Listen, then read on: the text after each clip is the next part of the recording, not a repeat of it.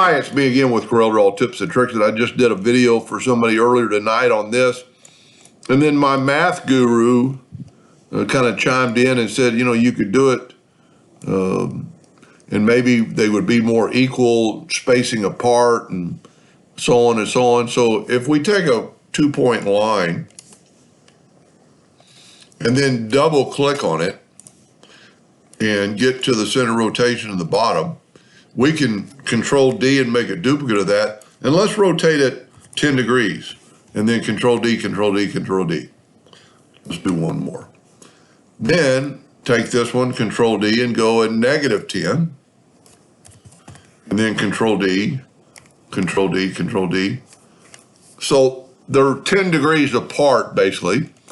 But if you needed them, and I think I've got one more line on this one, Control D. So it'd be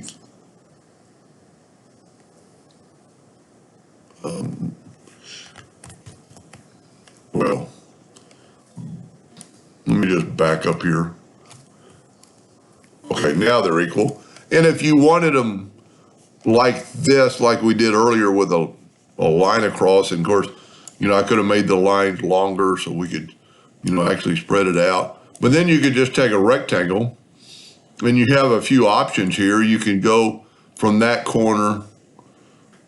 It's always probably easier to go from that edge to that edge. And then use the, well, what we need to do first is get that rectangle out of the way for a second. Group these together, Control G. Put our rectangle back where it was. And see, there's one of the options I was going to bring up, that you could actually cut off some of those, but we need to go basically to there. And then you could select them both and go intersect. And then you're going to have flat bottoms. And if we didn't need them to be touching, or you don't want them touching, kind of like in this part, we could actually bring this up and do the exact same thing. Of course, depending on your size and whatever you're wanting to do,